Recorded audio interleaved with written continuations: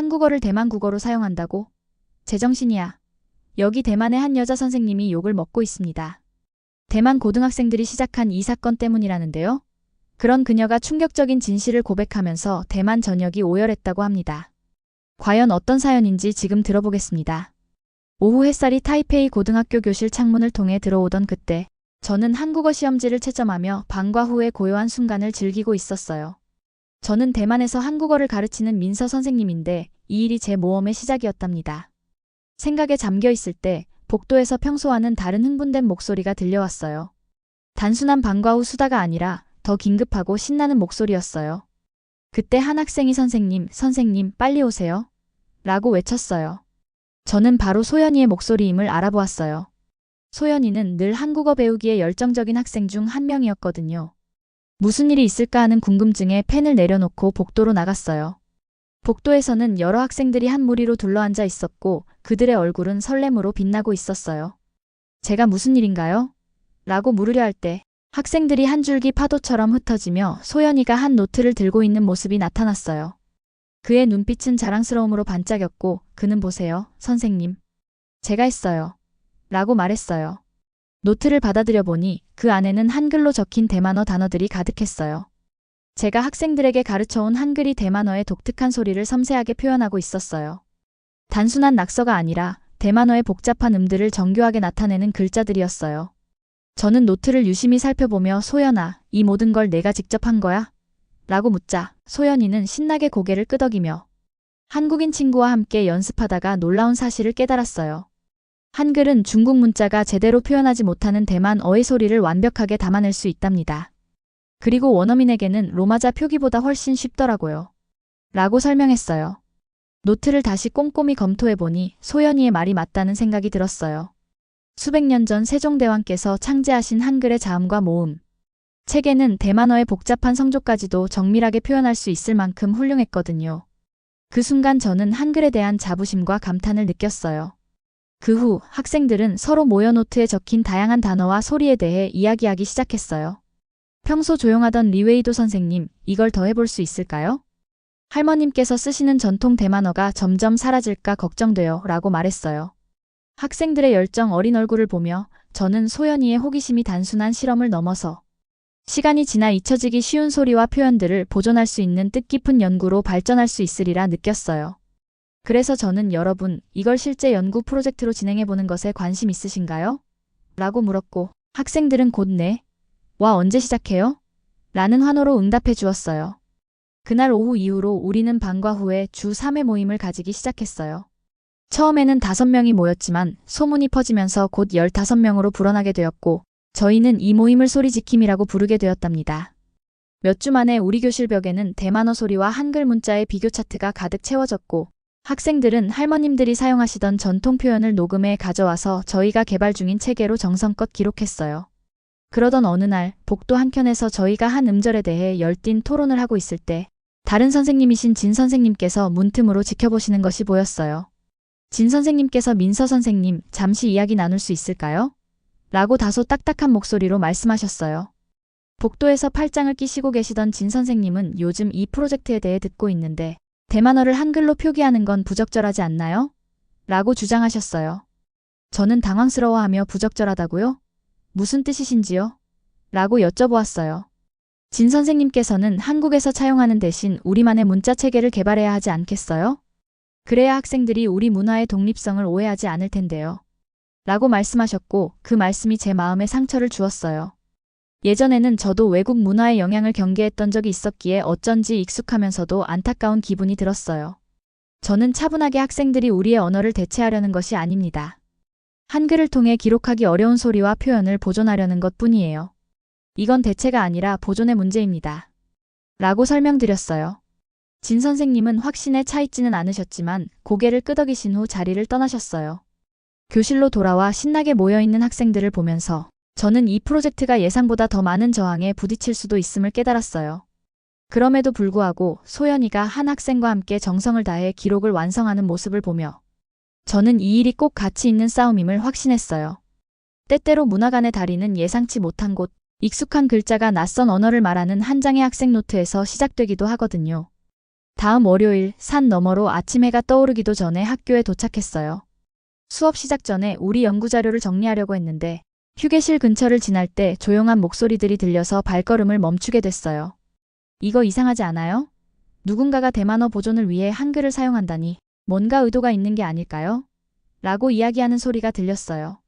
저는 속으로 마음이 무거워졌어요. 우리 프로젝트 소식이 교직원 사이에 이렇게 빠르게 퍼질 줄은 몰랐거든요. 커피 머그를 꽉 쥔 채로 교실로 향하며 속에서 꼬여가는 불안감을 억누르려고 애썼어요. 교실 문을 열자 교장 선생님께서 이미 우리 벽에 붙은 차트와 노트를 꼼꼼히 살펴보고 계셨어요. 제가 들어가자 그분께서 돌아보시며 말씀하셨어요. 민서 선생님, 이 프로젝트에 대해 이야기 좀 나눠야 할 것 같아요. 저는 준비해온 물건들을 내려놓으며 네, 교장 선생님. 어떤 부분을 이야기하실까요? 라고 대답했어요. 교장 선생님께서는 우리 연구벽을 가리키며 학부모님들로부터 전화가 계속 오고 있더군요. 어떤 분들은 이 프로젝트가 한국 정부의 지원을 받는다고도 하시고 또 다른 분들은 대만의 문화 정체성을 해칠까 걱정하고 계세요. 라고 말씀하셨어요. 그 말씀은 마치 찬물 같은 충격을 주었어요. 순수한 학생 주도의 언어 연구가 순식간에 정치적인 논란으로 번진 것이었거든요. 저는 차분하게 이건 단지 학생들이 주도하는 연구 프로젝트일 뿐이에요. 소연이가 한글이 대만어의 소리를 정확하게 담을 수 있다는 사실을 발견하고 그 가능성을 탐구하고 있는 거예요. 정치적인 의도는 전혀 없답니다. 라고 설명드렸어요.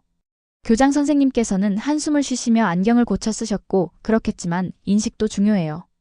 오늘 아침 지역 뉴스에서 한글이 대만어 표기에 사용되는 이유를 의심하는 내용이 보도되더군요. 라고 말씀하시며 태블릿을 건네셨어요. 저는 태블릿 화면에 떠 있는 헤드라인을 보며 믿기 어려웠어요. 제목은 한글의 문화적 영향. 대만 학교에서의 언어 제국주의? 였어요. 저는 속으로 말도 안 돼요. 우리는 대만어의 소리를 보존하려는 것 뿐인데라고 생각했어요. 이 상황의 아이러니가 더욱 씁쓸하게 다가왔어요. 대만에 오기 전 저 역시 한국 문화에 외국 영향이 미치는 것에 대해 우려했던 적이 있었어요. 당시에는 중국 역사 드라마가 한국에서 인기를 끄는 것을 두고 한국 전통이 묻힐까 걱정한 기억이 있었거든요. 그런데 지금은 그와 반대의 입장이 되어버린 셈이었어요. 교장 선생님께서는 아직 프로젝트를 중단하라는 말씀은 드리지 않겠어요. 다만 이제부터는 근거가 필요해요.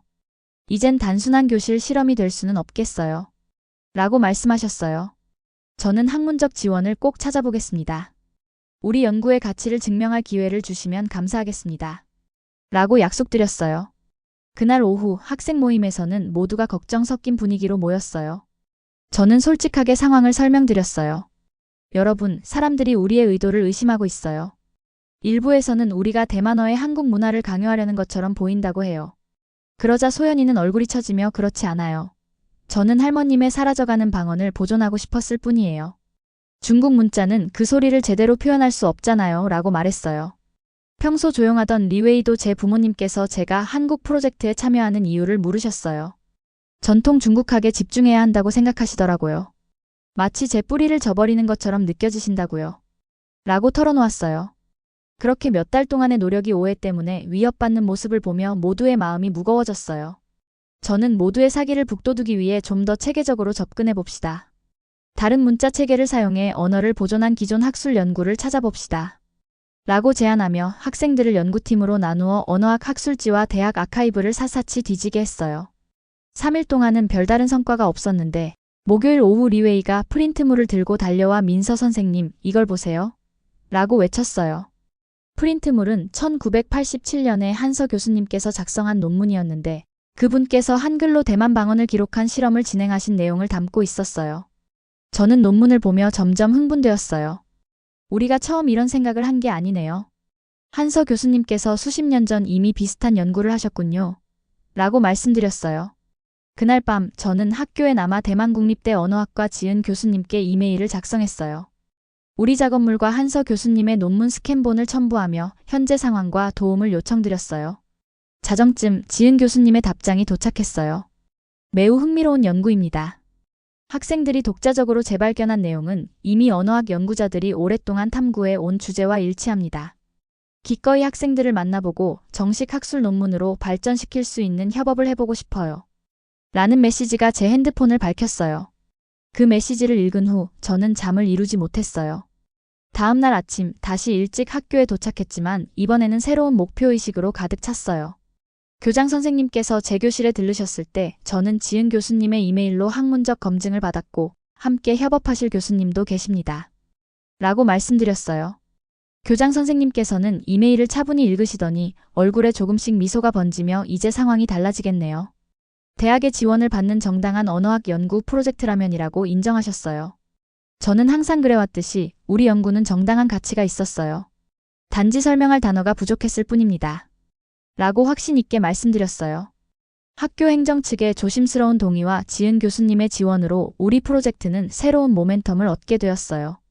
다음 주를 앞두고 교수님과의 화상통화를 준비하며 연구 결과를 더 전문적으로 정리할 시간을 마련했어요. 학생들이 화상통화를 준비하는 모습을 보며 소연의 간단한 노트 발견에서 시작된 이 프로젝트가 얼마나 멀리 왔는지 새삼 깨달았어요. 호기심에서 출발한 이 연구가 이제는 여러 어려움을 마주할 수도 있겠지만 그 기반은 충분히 단단해졌음을 느꼈습니다. 교실 안은 영상통화를 준비하며 긴장된 에너지로 가득 찼어요. 소연이는 노트북을 조정했고 리웨이는 연구 노트를 가지런히 정리했어요. 나머지 학생들은 의자를 바로잡으며 조용히 기대에 찬 속삭임을 나누었어요. 저는 시계를 확인했는데 통화 시작까지 2분 남았더라고요. 모두 준비됐어요? 라고 제가 물었을 때 소연이는 엄지손가락을 들어 준비됐어요. 민서 선생님. 이라 대답했어요. 그러자 영상통화가 연결되며 지은 교수님의 얼굴이 화면에 크게 나타났어요. 세련된 안경 뒤로 따뜻한 눈빛을 보이는 교수님은 진심 어린 미소로 우리 학생들을 맞이하셨어요. 안녕하세요. 소리지킴이 여러분 라고 교수님께서 우리 단체명을 사용하시며 인사하셨어요. 여러분이 보내주신 전사 샘플을 보았는데 고등학생치고 정말 인상적인 작업이에요.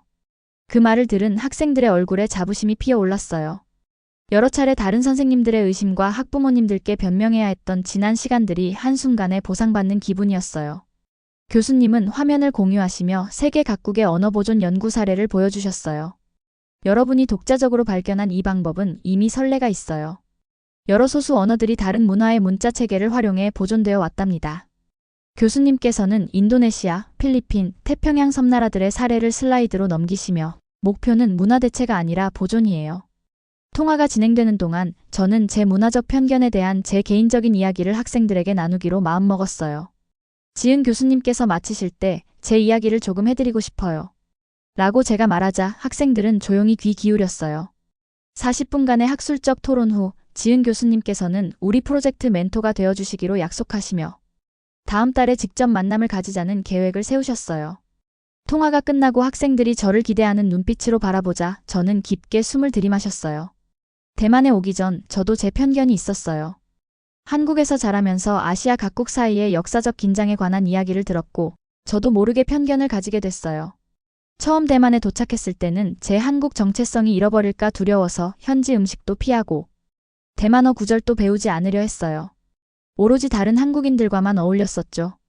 그때 소연이가 놀란 얼굴로 민서 선생님, 그런데 지금은 대만 문화를 정말 잘 아세요? 라고 물어보자 저는 살짝 미소 지으며 그건 제가 조금씩 변해왔기 때문이에요. 이웃분들이 초대해 주신 전통축제에 평소와 달리 나가보았고 가족들이 함께 모여 축하하는 모습을 보면서 예전의 한국 모습이 떠올랐거든요. 라고 답했어요. 저는 그때의 기억들을 곱씹었어요. 색색의 등불이 흩뿌려진 축제, 거리 음식 장수들의 활기찬 외침, 그리고 처음으로 버블티를 맛보고 감탄했던 순간들이었어요. 그러던 중 아침 시장에서 채소를 판매하시는 린 할머니를 만났어요. 할머니께서는 한국어나 표준어는 잘 사용하지 못하셨지만 언제나 저에게 가장 신선한 채소를 챙겨주셨어요.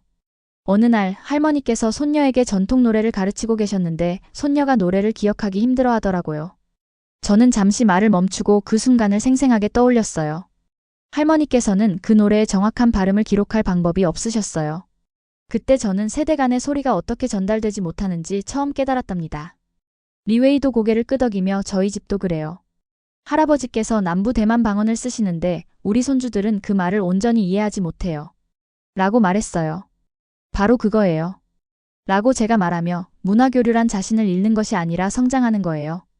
때로는 한 문화의 도구가 다른 문화를 보존하는데 큰 도움이 될 수 있답니다. 라고 덧붙였어요.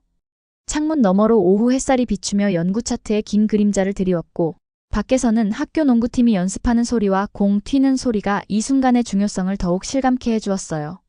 그래서 제가 이 프로젝트를 강력히 옹호한 거예요. 양쪽의 입장을 모두 이해하기 때문입니다. 문화적 영향을 두려워했던 제 경험과 존중하는 교류를 통해 얻을 수 있는 가치도 직접 느꼈거든요. 그러자 신규 멤버 중 한 명인 첸 웨이가 조심스레 손을 들고 저희 아버지께서는 여전히 이 프로젝트가 부적절하다고 생각하세요. 오직 한자만 사용하거나 우리만의 체계를 만들어야 한다고 하세요. 라고 말했어요. 저는 많은 분들이 그런 생각을 가질 수 있고 그 우려 역시 존중받아야 해요. 언어와 문화 정체성처럼 중요한 문제에서는 변화가 두려울 수밖에 없으니까요. 라고 이해심 있게 답했어요. 소연이가 그럼 우리는 어떻게 해야 할까요? 라고 물었어요. 저는 간단하게 결과로 보여드리면 됩니다. 이 방법이 특정 소리를 보존하는데 더 효과적이라는 증거를 모으고 우리의 목표가 대체가 아니라 보존임을 입증하면 돼요. 라고 말해주었어요. 그 후 우리는 새로운 계획을 세웠어요. 지역의 어르신들을 찾아 전통 표현과 기록하기 어려운 노래들을 녹음하고 전통 문자, 로마자, 그리고 한글 기반의 체계로 각각 전사해 보았어요. 이후 어느 전사 방법이 젊은 세대가 원래 소리를 가장 정확히 재현하는지 비교해 보기로 했어요. 학생들이 하나둘 짐을 챙겨 떠나자 리웨이가 조용히 다가와 민서 선생님, 사실 처음엔 저도 이 프로젝트에 반대했었어요. 라고 속삭였어요. 저는 놀라 정말? 리웨이 너는 지금 가장 열심히 참여하는데 말이야. 라고 하자 리웨이는 고개를 끄덕이며 할아버지께서 아시아 여러 나라와의 전쟁 경험을 말씀하시며 대만인님의 자부심을 가지라고 하셨거든요. 외국 영향에 대해서 조심하라고 하셨어요. 그런데 제가 우리 체계로 할아버지 방언을 기록하는 모습을 보여드리니 눈물을 흘리셨어요. 할아버지께서는 지금껏 자신의 이야기를 제대로 기록한 적이 없다고 하셨어요. 라고 말했어요. 리웨이의 그 말이 학생들이 떠난 후에도 오랫동안 제 마음에 남았어요. 교실 불을 끄며 문을 나설 때 저는 묘한 평온함을 느꼈어요. 우리 프로젝트가 앞으로도 여러 도전에 직면하겠지만 그 과정 속에서 편견은 서서히 누그러지고 시각은 변해가고 있었어요. 그리고 무엇보다 시간이 지나 잊혀질 뻔한 소리들이 다시 종이에 살아나고 있음을 느낄 수 있었어요. 1년 후 저는 타이페이 국립도서관의 웅장한 강당 뒤쪽에 서서 소연이가 단상에서 마이크를 조정하는 모습을 눈시울을 적시며 지켜보았어요. 강당은 학생, 선생님, 언어학자, 기자들, 그리고 지난 1년 동안 우리 프로젝트에 기여해주신 수십 명의 대만 어르신들로 가득 찼어요. 작게 시작했던 교실 실험이 상상도 못할 만큼 크게 성장한 순간이었어요. 대만어 소리 보존 프로젝트 공식 출범에 오신 것을 환영합니다. 소연이가 당당하게 발표를 시작했어요. 그의 목소리는 청중 앞에서도 확신에 차 있었고 뒤쪽 큰 스크린에는 모든 15명의 학생 연구자, 지은 교수님, 그리고 제 이름이 함께 실린 출판된 연구 논문이 표지가 나타났어요. 앞자리에 앉으신 교육부 대표도 고개를 끄덕이며 승인하는 모습이었어요. 그들의 지지를 얻기까지 쉽지 않았던 기억이 떠올랐어요. 6개월 전 정치적 논란을 우려하는 목소리가 교실 회의실에서 오갔던 때가 생각났거든요. 그 회의에서 한 분이 대만 방언 보존은 중요한 국가 프로젝트지만 한글 사용이 다른 나라와의 긴장을 불러일으킬 수 있다며 문제를 제기하셨고 이에 리웨이가 이건 정치 문제가 아니라 제 할머님의 목소리를 사라지기 전에 보존하기 위한 것입니다.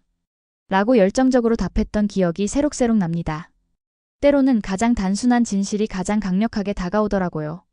소연이가 우리 연구 방법론에 대해 청중에게 설명할 때 저는 관중 속에 스며든 다양한 얼굴들을 바라보았어요. 우리 학교의 회의적인 선생님들도 다수 계셨고 초기 비판자였던 진 선생님도 증거와 학문적 인정이 쌓이면서 점차 표정이 부드러워진 모습이었어요. 스크린에는 전통 대만 표현을 한자로, 로마자로, 그리고 우리 한글 기반 체계로 각각 전사한 예시들이 나란히 보여졌어요. 소연이는 어르신들의 음성 녹음을 재생한 후 젊은 학생들이 각 문자 체계로 그 소리를 재현하는 모습을 담은 영상을 보여주었어요. 결과는 명백했어요. 우리 체계를 사용한 학생들이 원음에 더 가깝게 발음을 재현하는 것이 분명했어요. 저희 연구는 대만 내 5개 학교에서 파일럿 프로그램으로 시행되었고 라고 리웨이가 단상에 올라 이어서 설명했어요. 국가 디지털 아카이브에서도 구술 역사 수집 프로젝트에 저희 전사 체계를 채택했습니다. 저는 제 학생들이 이렇게 전문적으로 발표하는 모습을 보며 자부심이 솟구쳤어요. 호기심 많은 청소년들이 진지한 젊은 연구자로 성장한 것이었어요. 국제언어학 저널에서는 저희 논문을 획기적이며 전 세계 멸종 위기 언어 소리 보존의 모범이라고 극찬했답니다. 발표가 끝난 후 예상치 못한 일이 일어났어요.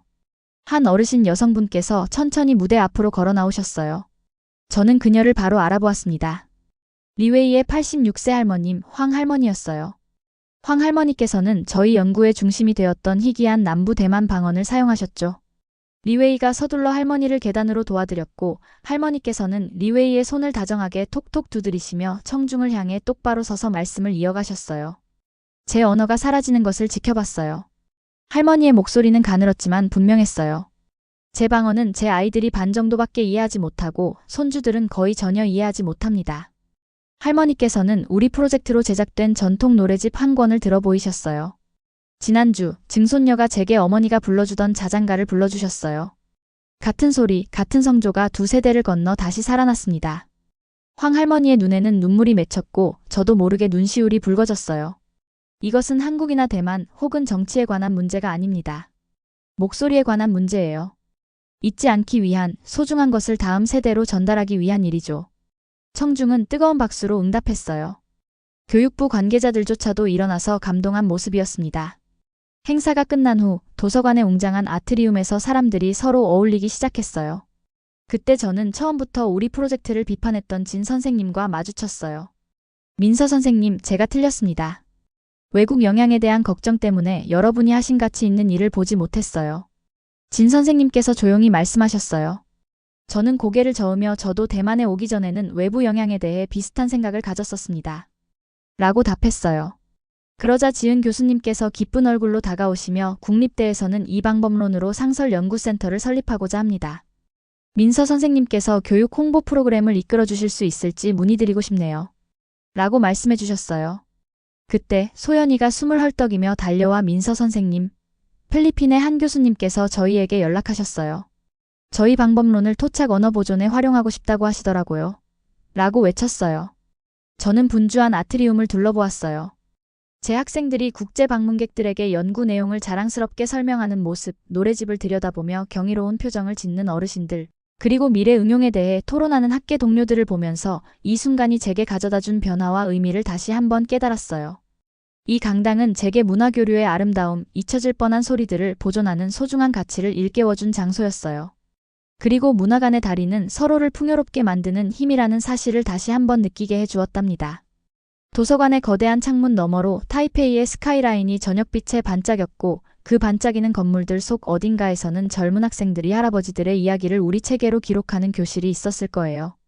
어딘가에서는 소중한 말씀이 이제 그들보다 오래도록 남게 되었겠죠. 3년 전 한국을 떠나 대만에 올 때 제가 자라온 한글이 장벽이 아닌 다리가 될 수 있으리라고는 상상도 못했습니다. 하지만 황 할머니께서 증손녀에게 저희 노래집을 읽어주시는 모습을 보며 제가 있어야 할 이유를 확신하게 되었어요. 어떤 여정은 우리를 고향에서 멀리 데려가지만 동시에 우리 스스로의 뿌리를 더 깊이 이해하게 만들어주죠. 대만의 소리를 한글로 보존하는 일을 통해 저는 두 문화와 제 자신에 대해 깊이 깨닫게 되었습니다. 제 이야기를 들어주셔서 감사합니다. 이상으로 오늘의 사연 마치겠습니다. 구독과 좋아요 눌러주시면 더 많은 사연을 들어보실 수 있습니다.